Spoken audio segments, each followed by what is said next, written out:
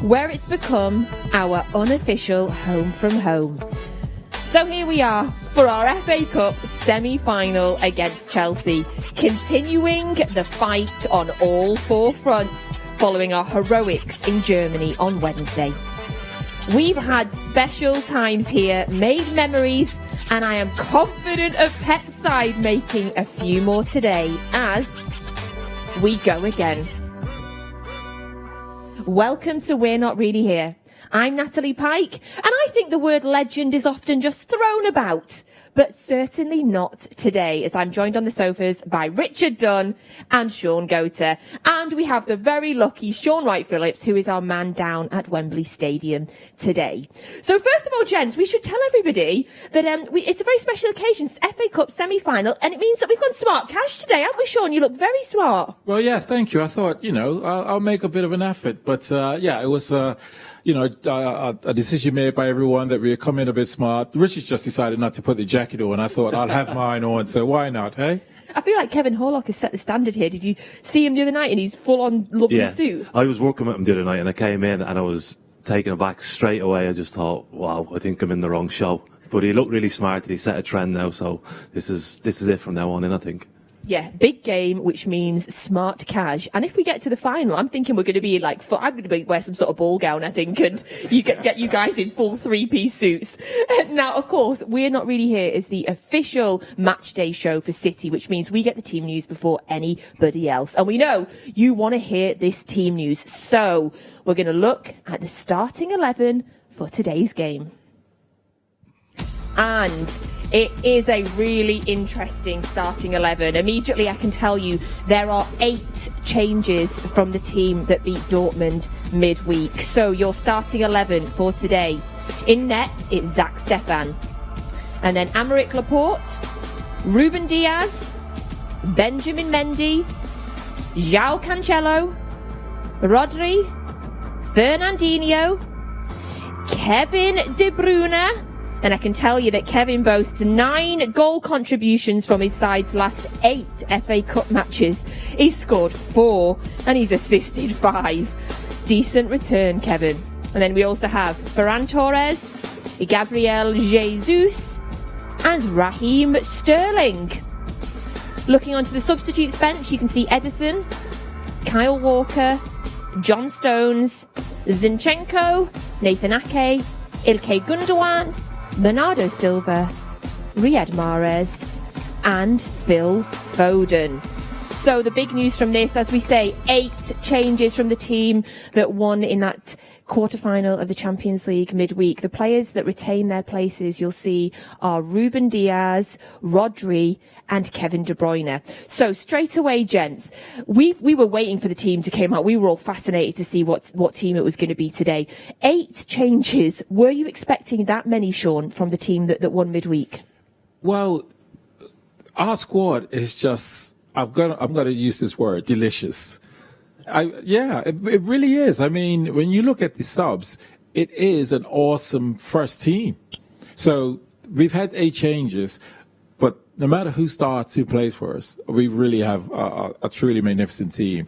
We're looking to see, because we're having this sort of discussion, really play the same team because it's a game we must win. And he makes 8 changes, but Pep's always right. That's it. Oh, trust in Pep, as we always say. Any immediate sort of surprises you saw on that team sheet, Richard? Not surprises, but when he makes the changes and you think, well, this is a rotated team, this is maybe not his first choice team. As soon as you see Kevin De Bruyne in the team, you realise this is a strong side. He's the one player I think that can make a difference in any team in the world. And when you're going for big titles, having someone like him who can create a goal or score a goal, like you said, with the assists and the goals that he's already had in the competition, you can do it from anywhere on the pitch, and having him in your team instantly makes you a better side. We've already got all the supporting acts. Everyone else is a top-class player. He's the difference, and when he plays, City, I think, are better. So we had the team that played in the first leg of the Champions League, Sean, and then we had 7 changes to the team that played against Leeds. Then we had another 7 changes for the team that played in the second leg, and now we've got 8 changes for the team that played today. To me, that kind of symbolises that we don't have a preferred starting 11. We genuinely are picking the best team for the game that is next ahead of us. What do you think? I think you're absolutely right. I think well, Pep sits down with the coaching staff. They look at the team. They look and say, right, the opposition. How can we get at them? These are the weak areas, and this will be the team that could win and beat in that game. And then I think they also go and say, well, who's the next game? And what are their strengths and weaknesses? And yes, if we don't play this player, he can really affect that game as well. And so I think, although we often hear it's only about the next game, this game, and then the next game when it comes, I think it is that situation where it's this game, but there's an eye on the next game because, again, if you're going on all four fronts, you cannot sit and just think, well, let's just win this game. You have to think about strengths and weaknesses of the opposition that you come up against. I think as well there's a view that if, say, in 3 weeks' time you need Gabriel Jesus, but you've not played him for a month, what you see then is he coming off the bench or whatever if he's not fresh or he's not up to match speed. So it's important that they get the minutes, and he certainly, nobody can complain about how much they're playing because they're all getting opportunities to play. And like we said, the performance is basically, I know they got beat by Leeds, but they're still played really well, and it's frightening squad to look at. Yeah, that's how you get 28 wins out of your last 30 games, by having a frightening squad. If we're looking at the lineup, I always say on this show, and I'm going to keep saying it, I spend the first 10 minutes of the game looking at who's playing where. Defensively today, Richard, we've seen Fernandinho drop often playing. What do you think the defence is going to look like today? On the paper, it looks like a flat back four, but as we've seen with Cancelo, he can move, he can drop into midfield, and Fernandinho can drop back from that 6 into the centre-halves role. I think what Chelsea have done in recent weeks has sort of crowded that midfield area and played without a centre-forward, similar to what City have tried, and I think possibly Pep is looking at Rodrigo and Fernandinho to be that holding midfielders, to block that area, to almost deny them the space in central areas and send them wide, and then it's up to the fullbacks, and the two lads are going to have a busy day. So it's difficult. Chelsea have changed a lot over recent times, over recent games. They've tried different formations, they've got different options, and they're a side in transition, but they look like a strong team at the moment. So it's important defensively we get it right today. Yeah, just piggybacking on what you said in regards to Chelsea, I recall a game they actually played Liverpool, and it surprised me because they actually tried to encourage Liverpool, so they tried to play out the back, and they made several short passes. So it wasn't, 3 or 4. It was like 10 short passes just on the edge of their box, pulling Liverpool in, and because everyone knows Liverpool want to press, and then all of a sudden they just went bang, 2-3 passes, and they just exploited Liverpool. So I'm intrigued to see how they play. Are they going to try to entice us on in this way and try to create opportunities that way as well? So be really interested in how they go about their game. If you're thinking about Chelsea like that, Sean, do you think we've done anything today then with this starting 11 to combat that?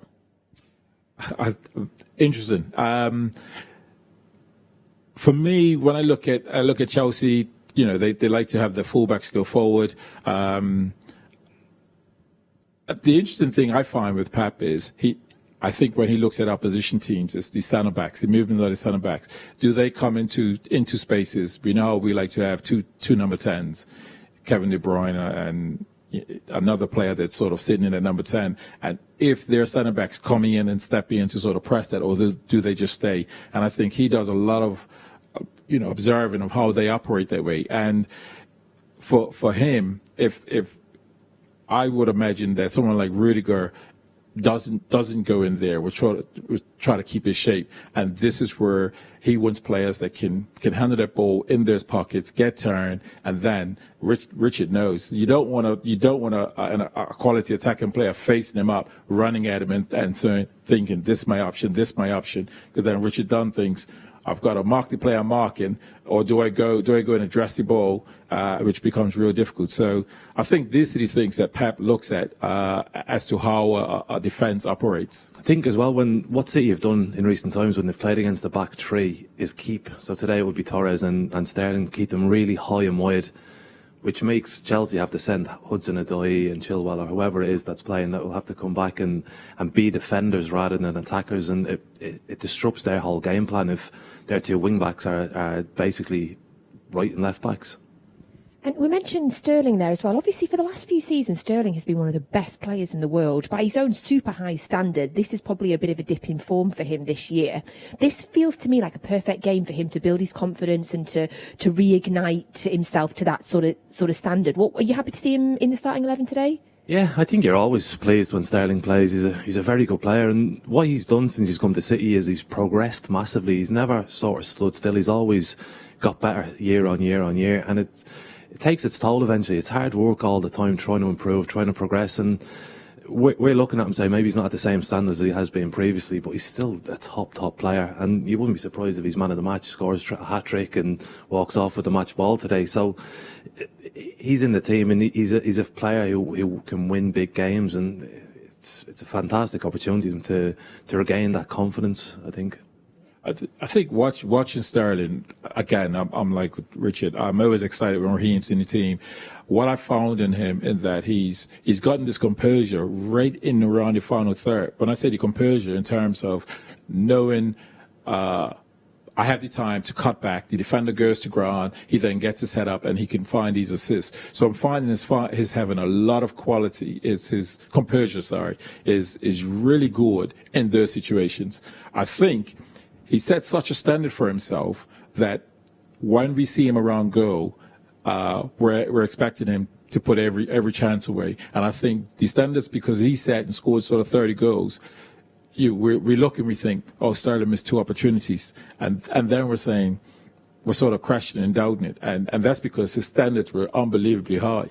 But I always feel that he'd always be one of those players now, because his quality and just because his quality, he'd always be scoring goals. So I would anticipate, again, him being a danger man today and asking a lot of questions of Chelsea.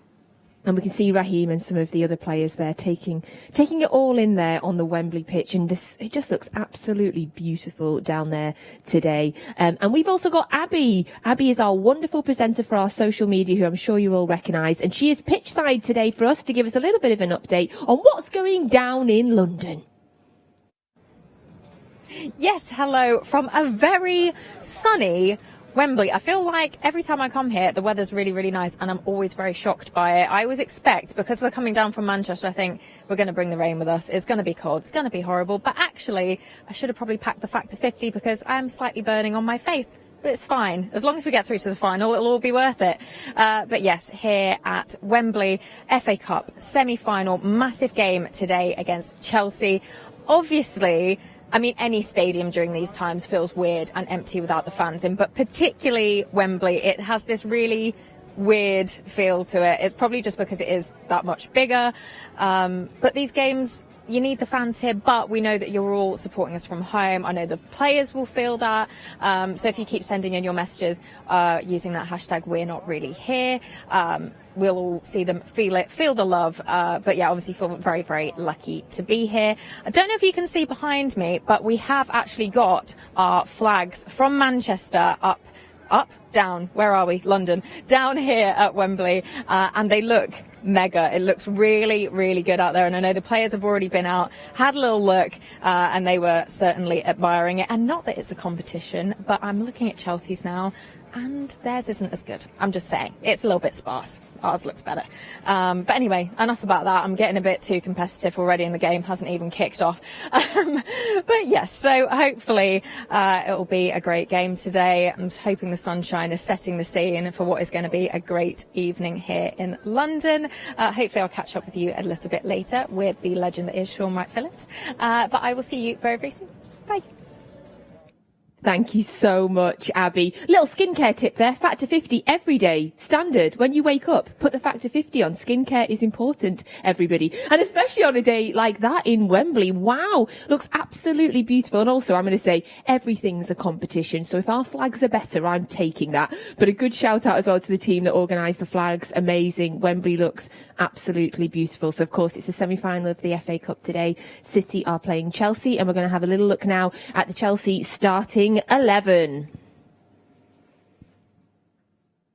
So you can see in goal for Chelsea today is Kepa, and then you've got Azpilicueta, Thiago Silva, Rudiger, James, Jorginho, Kante, Chilwell, Ziyech, Werner and Mount.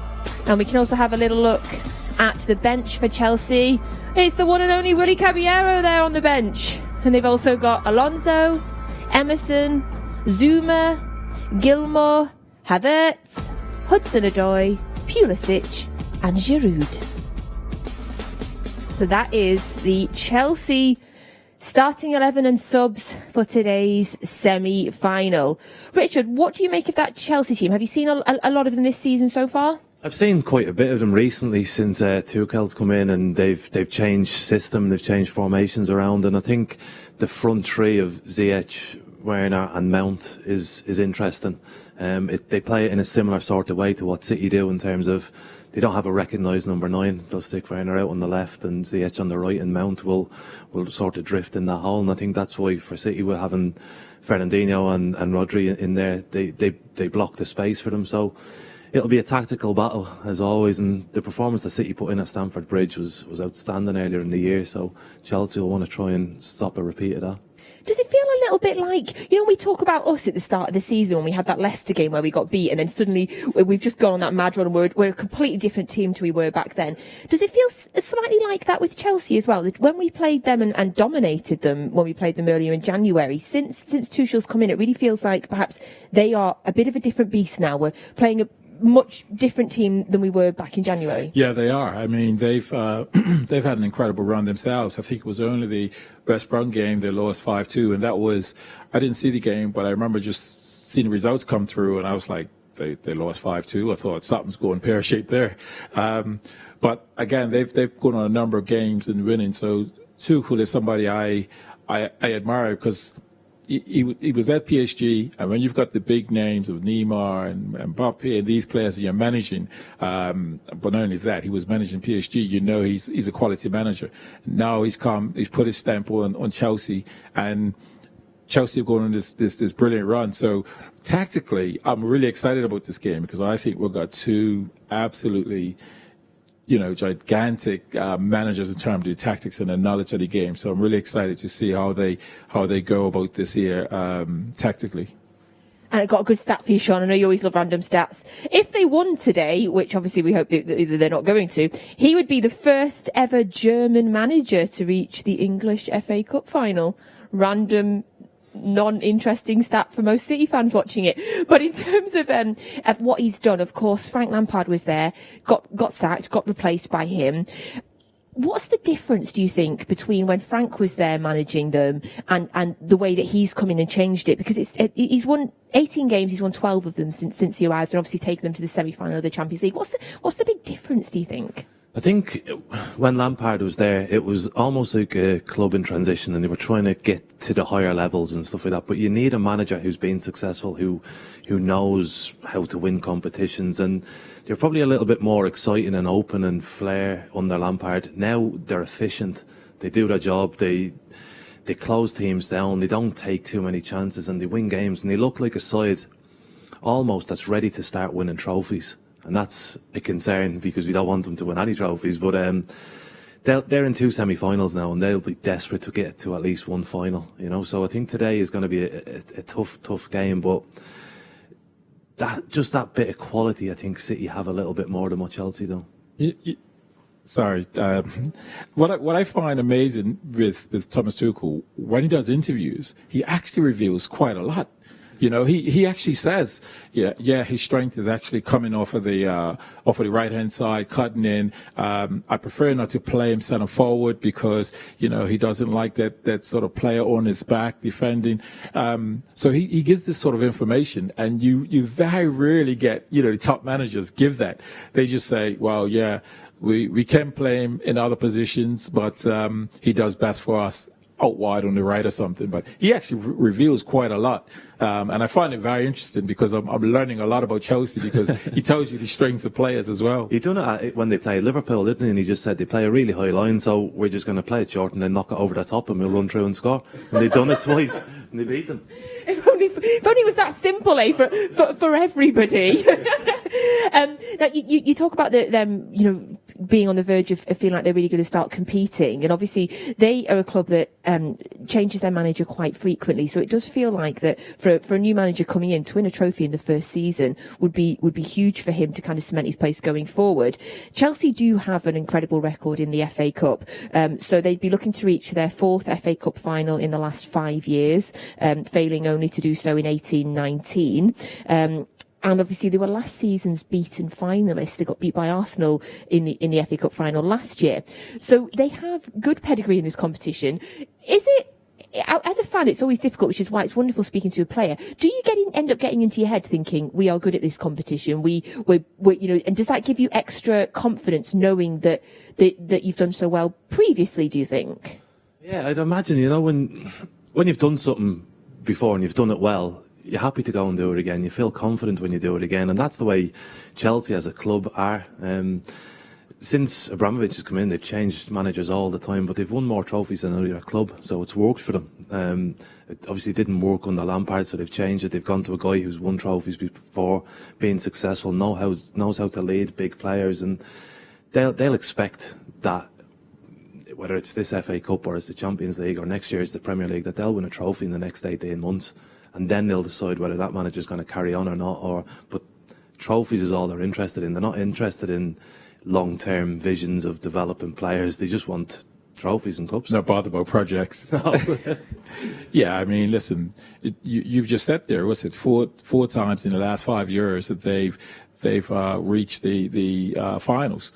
This tells you that they take the FA very seriously, and Rich is absolutely right. When they've done it once, twice, the players that come in know this and know that when they go to play the FA games, is expected that they get so far, is expected they get finals, and try to win. So I think this is what they developed there in terms of the culture, and we see it every day here at City. This is how City is developed. It's the culture of the club in setting high standards. With those high standards, then the trophies come, the semi-finals, the finals, and the winning trophies just come along with. Yeah, and I think as a fan as well, I totally agree, concur. They're talking about them wanting to win trophies. There is other clubs, large clubs, that will say that they, finishing second or getting in the top 4 is what they're aiming for. No, we all want to win trophies, don't we? We're all here for the trophies. And they came so close last year because obviously they got beaten by Arsenal in the final. Will that still be in their heads, do you think? Does getting that close last season, will that motivate them a bit more? Yeah, definitely. And for someone like Mason Mount, who's had an amazing season, he's progressed for England, he'll remember the disappointment of last season of not quite getting there, and he'll want his first medal as a club player. And it's like Sean says, it's now in the tradition and the culture of the club that they go and win FA Cups and they go and win trophies. And this group of Chelsea players won't want to be remembered as a group that they were good footballers. We never won that. They want to be winners as well. So every opportunity they get to be in a semi-final or to be close to a final, wherever it may be, they'll do everything in their powers to try and win it. And we love a trip to Wembley as well, so we're exactly the same. Etihad South, yes. Yes, Sean, we're here for the Wembley trips and the trophies, aren't we? That's it.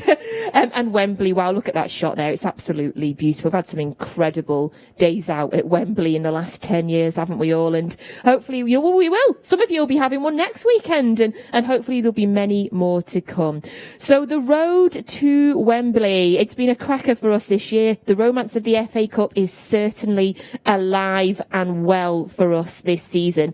In fact, looking back at the road to Wembley, it was probably Cheltenham that gave us one of our biggest challenges this season. So we've created a very special edit that's going to document our journey for you all and every FA Cup goal so far this season.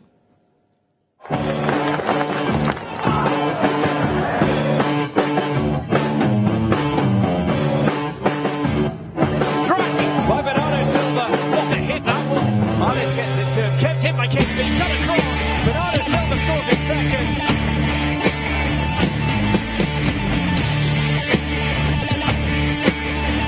When the game turns it way across the line, it does. Body back. Gabriel Jesus slams that home.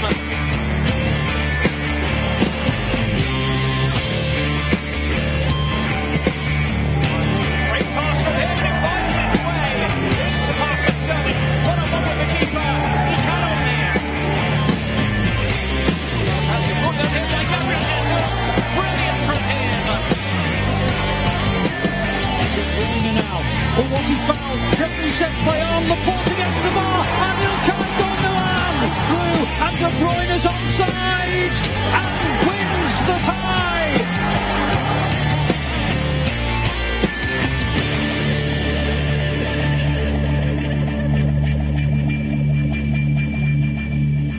Some cracking goals, and I'd forgotten about that one from Gabriel Jesus, but we all gave it a little cheer when we saw it again in the studio. Sean, looking back at that run, some difficult games in there. We made it look fairly easy, with the exception of that Cheltenham game, which ended up as being a little bit more tricky. Yes, I was set comfortably watching the game like this, and then as the game was going on, the hands start going under the legs and the feet start crossing, and I was just thinking, they are really giving us a right go. And Phil Foden was exceptional. I mean, he just really stood out in that game, and as he always does. But I'm going to give a shout out to Jesus, because Jesus scored that big goal, and we always, now and again, because we're comparing him to what Sergio has done, we're like, yeah, is he? But he's scoring some big goals, and that was a huge goal. So it allowed us to get across there. But they gave us a score. I don't know how Richard was feeling about watching that game, but yeah, for me, I was a little bit hands under my legs. Come on, guys. I love watching games with Sean as well, especially games like that. Those games, when I love it when we draw teams from lower leagues, because it gets a bit boring when you're playing Premier League games again. And for me, those games like the Cheltenham, that's what the cup's all about, isn't it? It's sort of the magic of the cup, Richard. Absolutely, and I think halfway through their fans start letting off fireworks outside to try and make an occasion of it. And the performance from Cheltenham was outstanding, and it was just, I suppose, the power of City in the end beat them. But that's what the FA Cup's all about. You get all these fantastic fixtures and dream day outs for the smaller clubs and stuff like that, but as a Premier League club, it's your job to be professional, to go and make sure that you do the performances. And City have been excellent. They've had games they're expected to win, but it's a different thing going out and regularly doing it. So they've got here, and this is probably their biggest test, I would imagine, so far. Yeah, we definitely were probably expected to have won them all, but some of them could have been slip-ups. I mean, when we played Swansea, they were, flying high, towards the top of the championship, and then obviously Everton's always a tricky game. So we've taken every game serious like we always do, and come out at this point, even though we were expected to, we've still done it, Sean. Yeah, well, listen, this has been Pep right the way through his whole time here, because a lot of managers previous were like not really taking, cup game serious, and Pep comes out, puts a strong team and lays it down.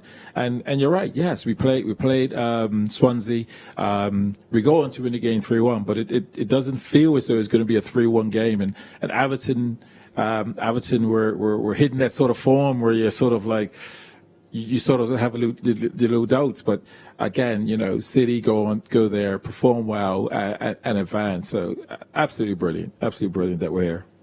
And I love the FA Cup. As a fan, I've always loved the FA Cup. Obviously, back in the kind of Division 2 days, Division 1 days, it was a chance to maybe draw somebody and maybe, be the one that causes the cup upset. Obviously, we're on the other end of it now. As players, did the FA Cup have a special place in your heart? Did it feel different on FA Cup days? It did, yeah, and it goes back to being a child in Ireland, watching the FA Cup as you go, and that Saturday in January when the third round came around, and it was Wrexham versus Arsenal back many years ago, and you're watching and you go, wow, this is amazing.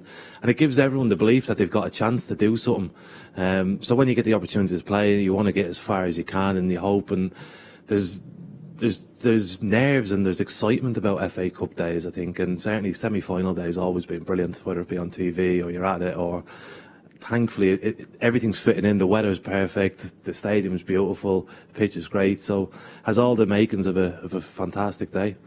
Listen, the FA Cup is huge because, as you said, talking about when you was a kid, in Bermuda, we're watching it and we're sort of like so excited about seeing it come on TV. And every time we used to go play football, we played down this field called Bernard's Park, and that was our Wembley. We're at Wembley, so this is, we're in the semi-finals. I'm sure all of these players will have them same sort of, thoughts and dreams, and the different countries that they came from, thinking I'd love to play in England at Wembley, at some point, and particularly the FA Cup. So, yeah, exciting. I absolutely love that. So growing up in Bermuda, growing up in Ireland, you loved the FA Cup, you watched the FA Cup, just like I did growing up in Manchester, and just like probably you did wherever you're watching from home around the world, we all feel the same about the FA Cup. Now, from these two legends here on the sofa, there's an extra special lucky legend. It's Sean Wright-Phillips, and he's only got himself into Wembley. Yes, welcome back to Wembley. First of all, I just want to say I actually feel like a massive slob now that Sean stood next to me, because I've got ripped jeans on and Sean's just turned up looking like $1 million. How do you feel? Hot, thanks to Dunny and Natalie, but no complaining because you said I look like $1 million. What can I say? Just got to butter up the guests, you know. But no, they did say go suits, go full suits, but I think we've gone, that's not even smart casual, that's just smart. The thing is, this is actually very smart for me, so this is a step up. I thought this is me being smart because I've gone for the home kit, but never mind. We'll get back to the actual football talk. We've got the team. Any surprises there for you? No, to be honest, I think the way Pep's handled the season, especially with the rotation and the way he selected these cup teams, it's not a surprise at all to me. But any team he fields at the minute does the job and plays great, so I'm expecting great performances again. Absolutely. And what are you expecting from Chelsea as well today? For some reason, they've just come resilient, so Yeah. I'm not expecting too many goals from either side today. But yeah, they're just going to shut up shop and wait for their chances to hit us on a break, I think. And you say you're not expecting too many goals. I'm hoping you're not insinuating it's going to go to extra time here. I actually feel like it's going to go to penalties. Penalties, and what? Because obviously, I mean, we can't beat around the bush here. Obviously, penalty scoring isn't our strongest suit at the moment, but how would you think we would fare in a penalty shootout? Perfect. I'll just make Mahrez take all of them, and then we ain't got a problem. Sorted, Yeah. done, 5, lovely job, through we go. And of course, you've got your own FA Cup memories. How's it been back at Wembley? It's great. Just missing the fans, the atmosphere.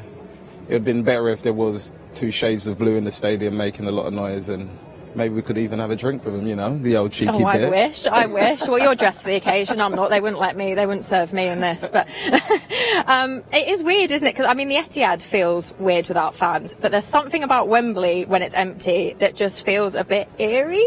I was just about to say that's the magic word. It's very airy because it's so big and, you know, but it's a beautiful day. Yeah. And 2 great teams are going to go head to head. One better team, but you know, but you have won the FA Cup with both City and Chelsea, haven't you? Yeah, but obviously I'm proud of both of them, but to obviously come through the ranks at City and be a part of, in a way, their furniture for many years, to win something with them was a massive privilege for me. Absolutely. And you said earlier about you're not surprised with this squad at all, because you never know what Pep's going to do. But it's one of those things, it's a testament to that squad depth, isn't it? That it just doesn't matter who's starting, that you're just thinking, okay, fine, this is good. And that's, I think, for me, the greatest thing that Pep's done this year is, one, all the players seem happy.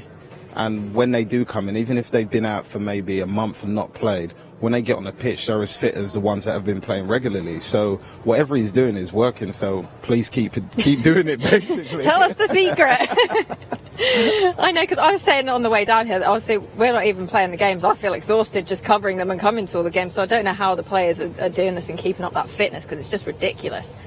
Pep, he has the magic potion. That's all I can say. Whatever he's giving them to drink and whatever session is working. Because like you said, it's a very intense season. It's very congested, but we're lucky enough we have the depth. But even to keep the players fit and match sharp and performing at that level is a tough challenge for players mentally as well as physically. And obviously just playing like a few days ago, it was a massive win for us. Winning a game like that, going through in the Champions League, does that help games like this, or are they just not going to be thinking about that today? I think if you go off the seasons that City have had, they never really think about the games they've just won, or the 2 games where they always think about the challenge coming up. So for me, I think that will be out of their memory, and I feel like they know they have to put on a big performance today to pick up the result they want. And oh yeah, I want it too. Absolutely. So hopefully we will speak to you again in a little while. So back to you guys in the studio. Thank you, Abby. Thank you, Sean. And Sean is looking incredibly smart for him as well. And I should say, Sean mentioned there that we'd set him up. We definitely did, by the way. We've got a little WhatsApp group with all of us on. And when the discussion of smart casual for a special occasion came up, knowing he was at Wembley, we all went, yes, absolutely. Sean should do smart casual. Sean should wear a suit. So we did. We tried to push him to get dressed up, didn't we? We did. We stitched him up a little bit there, but he's going over and above. I love him. He's looking smart. He's looking the part. He did dodge talking. He did not. He dodged it, but he said he thinks he'll go to penalties. That's also a way of saying who's going to win when you play for both teams as won the FA Cup. So I got a little bone to pick with him, but yeah, right. He looks smart though. Sean's got you. He's got his eye on you. And talking about penalties there, and obviously Sean said that he would like Riyad Mahrez to take every one of them. As of course after Riyad Mahrez scored a phenomenal penalty on Wednesday night. I have no idea how somebody can be so brave to step up in that occasion and do what he did. Of course, Wednesday night, what an amazing night. Now we're going to have a little look back a bit differently today. We're going to look at some picture memories of Wednesday night, and I hope everybody's hearts have stopped going now at home. I have not been so nervous for a game in years. Oh my goodness. It was just such a phenomenal night. The roller coaster of emotion that football takes us on. Richard, how did you find Wednesday night? It was difficult. We were sat here and you have all these beliefs and hopes and dreams, but you've still got the nerves thinking, what happens, what if you remember the Lyon game. And I think for the players psychologically to get past the quarter final, it's a huge thing for them. And I mean, the game itself probably wasn't physically demanding or taxing, but mentally it would have been difficult for them and draining. But the performance was outstanding, and that goal, he had so much time to wait and hang around and think about what he was going to do, and the penalty was excellent. How did he do it, Sean? How did he hold his nerve?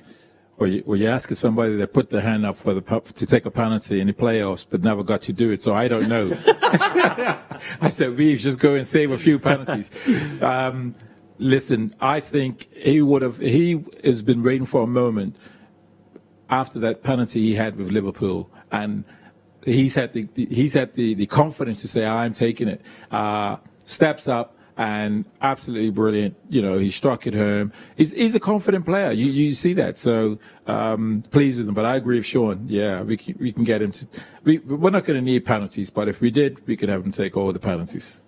And I absolutely love that picture. I think we saw it going around social media. It gave me goosebumps of after Phil Foden scoring the winning goal, and they all run to Pep and they all run, and the team from the pitch, they're celebrating with him, and it just looked like they were oozing team spirit, Richard. Absolutely. And it's been a really long season. I don't think they will have had many days off at all. They're just together all the time, and that can sometimes cause a bit of friction and a bit of anger and everything. Not in this group. They just all look so together, and you see it even in the team selection today. There's changes, and the squad plays, everyone's together, and moments like that are what build teams that can go on and win trophies. And that, if they win the Champions League or whatever they win at the end of the season, moments like that will stick in the head more than actually picking up medals.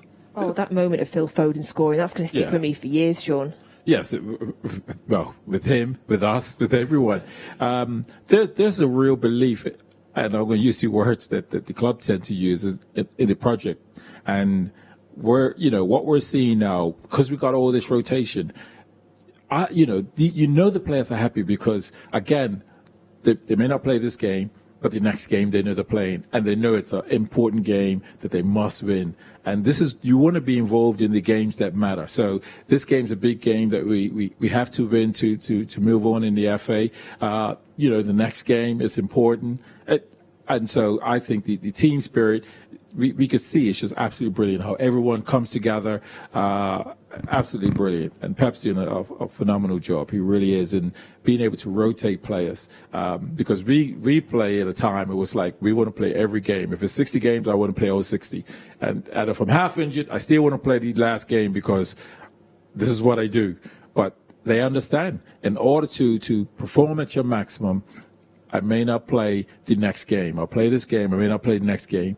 but I could be in the following game. And this is how the players are able to get the best. I think as well, when you're in that squad and you want to win 4 trophies, you know you can't play every game. You have to make sure the guy next to you, the guy who's going to replace you, is on top form and he's in top mood and he's ready to go, because you're putting your chances of winning a medal in somebody else's hands.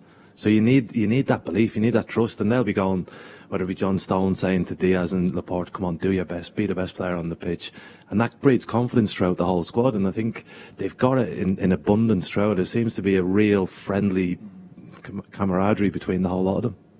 Yeah, we're seeing shots of Gabriel Jesus, then he's a perfect example of what you were both saying. Not playing every single game, part of the rotation, taking his chances when he is playing, and it's a perfect combination. Yeah, he takes one for the team, because we often see, well, strikers are, measured on goals, but we often see Jesus playing out wide. And I would even imagine today, yes, he's a striker, but I could see him interchanging with Torres, because Torres, we know, plays up the middle. So I could see him drifting out wide, and he's doing, because it's for the team. It's to get the win. And if he scores, he'll be pleased. But the most important thing is that the team win. Yes. Absolutely, that's what we all think. And now, as always, we'd love to hear what you think at home as well. So you can get in touch with us on social media using the hashtag WNRH. And at halftime and at full time, as always, we'll be looking for some of the best tweets and we'll be reading them out. And this is a very special occasion, as you know, Smart Cash. It's a special occasion as well, because we're going to be giving you the chance to win a Manchester City home kit. There we go. And we can send that to you. We're going to pop it in the post at our expense anywhere in the world, no matter where you are.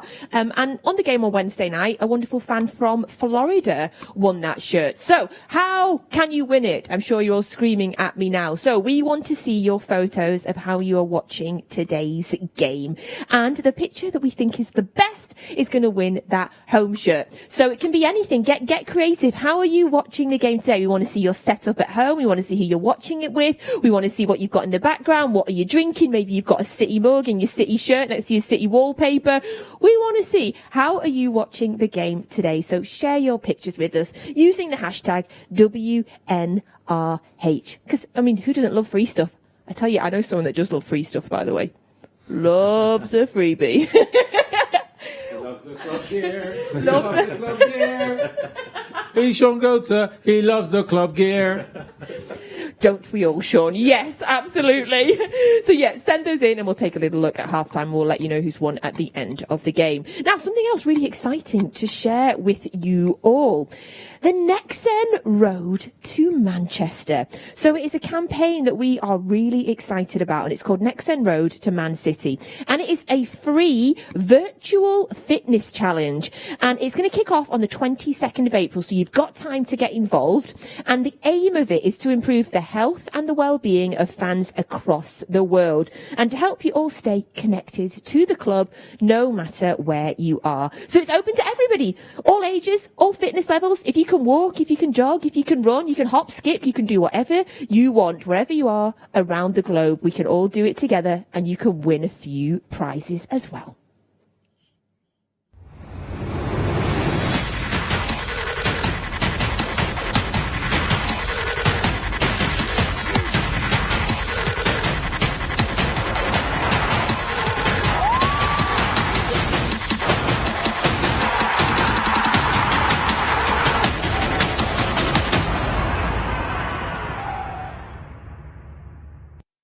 So the Nexen Road to Man City, it's an app. Get onto the App Store if you're on iOS. I forget what the non-iOS people are on, but get onto your App Store and download that. The Nexen Road to Man City, and take part. It's free. You can win some amazing prizes, and it'll help with your health and your fitness as well. Sean, are you still into your health and fitness? Are you fancy downloading it? Of course, I'm going to be involved. Listen, we could hop, skip, we could jump. However we want to do it. Just move your body and get ourselves to Manchester. And we know that you can move, because I keep hearing that you can dance. Well, I get it from Donny. Was he a bit of a mover back then? Sean was a dancer, yeah. He still is. I've seen him a few times, and if you catch him when he's unaware, he's always throwing a few moves. Spot, eh? Are you a night out dancer, or are you just a happy in the house, whatever's going on, having a little? You got it right. In the house, show some moves. Watch it. Hey! Over to you, Donny. Well, are you a dancer or are you more of a sitter Oh, he and could people dance. watch? Don't go Okay. shy on me now, Yeah, Donny. I just stand at the bar normally and just watch Sean, just to make sure he's all right. Sean's minder, definitely. So that was the next sent road to Man City. So download the app now, and you can get all the information on that wonderful free opportunity, free fitness, win some prizes, connect us all around the world, which you know we love to do on this show as well. So if you are just joining us, welcome to We're Not Really Here, FA Cup semi-final day, big game after big game here, and we are absolutely loving it. We're going to have a little look now, recap of the teams for today's game in case you are just joining us and you've not seen them yet. So we're going to start by looking at the starting 11 for Manchester City today. And you can see that starting in goal there is Zach Stefan. Then we've got Laporte, Diaz, Mendy, Cancelo, Rodri, Fernandinho, Kevin De Bruyne, Ferran Torres, Gabriel Jesus, and Raheem Sterling. And now, the Chelsea starting 11 for the game today. You've got in goal Kepa, and then you have Azpilicueta, Thiago Silva, Rudiger, James, Jorginho, Kante, Chilwell, Ziyech, Werner, and Mount. So that is your two starting 11s for today's huge FA Cup semi-final day. And you know what, Abby was right. Look at those flags. Oh, those City flags down there at Wembley. They look absolutely amazing. I just wish we were there. Oh, Sean, I love a Wembley trip. Do you? Oh, love a Wembley trip. I'm trying to think. When we go to Wembley, all we do is win. Yeah. So I always love a Wembley trip. Hey, listen, the people that decorated their stands were absolutely brilliant. All you see is the banner there, the city stuff. I love it. I love it. Absolutely brilliant. Richard, have you had the chance to go to Wembley as a fan in recent years? No, I've not, to be honest. But We'll have to get you. Yeah. We'll have to pencil do it, you mate. out to not work the next time we're there. Yeah, because when the fans are allowed back in, definitely.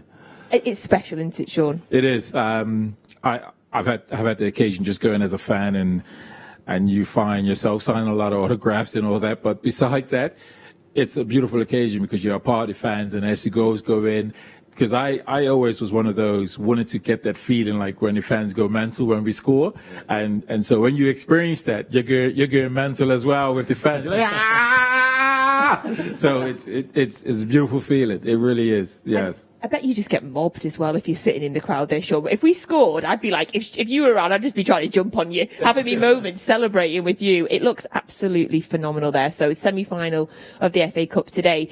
Looking at my watch, I think kickoff is probably in around about 13 minutes. So let's have a little recap. So we looked at the starting 11s again. Now you've had time to digest it a bit more, Sean. Anything else jumping out at you that we've not chatted about yet? Well, I think when I look at City, but also Chelsea, I think there's a lot of similarities in how they look to play. We know that the left back likes to push on for them. His name Chilwell. He likes to push on, become a winger. So Ziyech will probably go into the pocket. We know Mason Mount is a player that likes to play inside the pocket. So they're very similar to us, where they end up having like two number 10s, and Werner will play up the middle. So again, if Fernandinho and Rodri are those two players, those will be the ones that will probably handle those players as they come into those areas. So, but I think Sterling really come to the fore in this one. Because he'll be looking at the past game, knowing how important it was, how big a game it was, and I think he'll be outstanding today. Yeah, Sterling, it's a really great opportunity for him today, especially with so many games coming up as well. Obviously, Richard, we've got Villa on Wednesday night in the Premier League. We've got the Carabao Cup final next Sunday against Tottenham, and then we've got the first leg of the Champions League semi-final against PSG. So 4 huge games in 11 days. These players must be absolutely buzzing at the minute because like you said, you want to play every game, but you want to play every game, especially when you're talking about semi-finals and finals and run-ins. The buzz around them at the minute must just be insane. It must be incredible, yeah. And it's I said before, it's been a really long season, and it's all sort of culminated into this final 6 weeks or so. You know, every game they play now is an opportunity to either get to a final, win the league, get closer to winning the league. It's incredible, and they've built themselves. They've built a whole season for this moment, and now it's the opportunity for them to go and cement their status as legends, as what they already are. So over the next period of time, you could be looking at players who will go down in the history of not just Man City but in football, of having won the first club ever to have won a quadruple. I'm gonna jump onto this stuff that Rich is talking about, because I feel like this is a through pass and I just gotta finish it off. City are do we really realize, like, four semi-finals, finals, what you're talking about, you know, advancing in the Champions League, like, this is mad. This is like, it's like 4 Christmases, like, could be coming. It's just mad how, and I know we're not in the finals of all of them, but when you're in the semi-finals, it's a huge game, you know, you got another huge game coming up. Yes, the league game's important because we want to get back to winning, to solidify, assuring that we win the league. It's just mad. The atmosphere in that dressing room will be absolutely mental. Those guys will be looking around, because when we think back to when we were sort of getting promoted and we knew, yeah, it's there, we're crossing the line, or we're nearly crossing the line, we're looking around and saying, don't let me down. I ain't letting you down. And so the atmosphere, those guys will be absolutely off the floor right now, be like looking forward to the game and saying, yeah, it's about today. It's about business. We get it done. We just do what we always do. I love that. Four Christmases at once. Absolutely love that. Now we're going to go back down to Wembley, where we have Abby and Sean. They are still pitch side there, enjoying the sunshine and the occasion down there. Abby and Sean. Okay, so final prep is underway here at Wembley. The players are just about to go in. Warm-ups are done. Sean, what is going through the players' heads right now? It seems quite chilled here, actually. Yeah, I think it's very chilled, but it's a lot to do with the fact, when there's no crowd here, you can relax a little bit. So, But if it was me, I think nervous, excitement, and I think just a rush of, like, can the whistle just go now so we can start, please? Because normally once the whistle goes, you normally just play your way into the game, but I think it's just build up tension, just waiting to explode, basically. Because I was just saying to you then, I feel like the time has gone so quickly since we've got here. But for them, is this an age? Does that feel like the warm-up's going on for hours when you're waiting for a game like this to kick off? It's never normally the warm-up that seems to feel like that. It's more the journey in, the time you're sitting in the dressing room before you go out to the warm-up. That normally takes long, or well, it did for me anyway, in pretty much every game. That was the part I really hated. But to be in a situation like this, I think, it's nothing but excitement, and obviously both teams want to win. And now, obviously, Ferner, Pep, they're going to be giving them some kind of talk, I imagine. What are they going to be saying in there? I think Pep, they would just say play the way you always play. I think because the way City have played this year has been unbelievable on attacking sides and defending sides. So I think if we have that same defensive intensity and compact and keeping those clean sheets, I think we're in for a good game here. And I feel like I've been interrogating you, like you're inside the mind of the players and Pep or something, so I'm going to stop now because I feel like it's really mean. But thank you so much, Sean. Thank you, and back to you guys. Hopefully a win, and we'll see you soon. Thank you, Abby. Thank you, Sean. We know that Sean's taking his coat off now. He's getting ready for business there, Sean. He's looking like a gaffer. It's like he's about to call some shots. All right, warm up. You get sorted. Let's go. Let's up the tempo. Press it. Sean looks like he's having a brilliant day down there. Also because he's the tallest person in that interview as well, which is often a rarity for him, and he's going to love me for saying that. So now we're going to move on. As you know, my favourite part of the show is always Guess the Blue. Now, I was watching the show on Wednesday night. Richard was here on the sofa with Kel and with Kevin Horlock. So I was waiting to see what Guess the Blue was, and I think producer Tom was really annoyed because the second it came up, Richard, I was like, David Silva, and I texted him for proof. Did you guys get it in the studio? No, none of us got near it. I don't even think Kevin had a guess. He was that confused about it. I'm just saying, I've got the texting proof, immediately texting David Silva, so I'm feeling good about Guess the Blue currently. So let's have a look. If you don't already know, we take a picture of a former City player, we give it a little blur up, and then we ask you to guess who it is. Is this going to be a Wembley special? Let's have a little look today.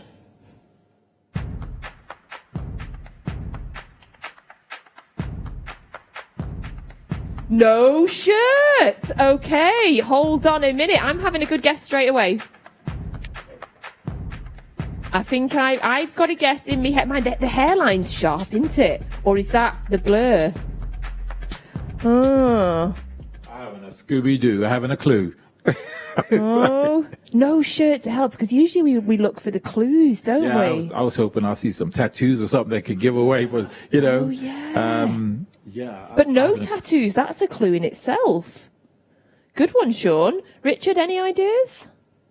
I have a guess, yeah. Okay.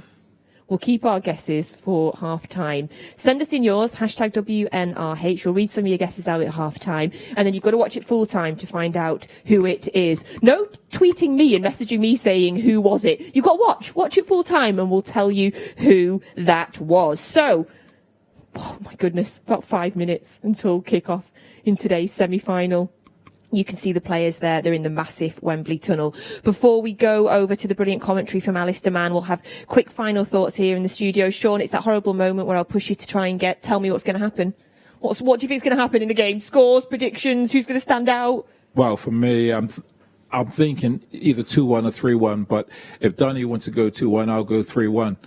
Okay, Dunny. My guess is made, so Yeah. I think Kevin De Bruyne is going to have a huge part, and whether Kante man marks him could be a difference in the game. But I'm going to go for a 1-0 victory. In 90 minutes? Yeah. Sean? Well, I'll go 2-1 then, because Richard 90 didn't want to minutes? use it. Yes, 90 minutes. Yes, I'm not into all this extra time and all that. Yeah, it's done, dusted. We've got other games to deal with as well.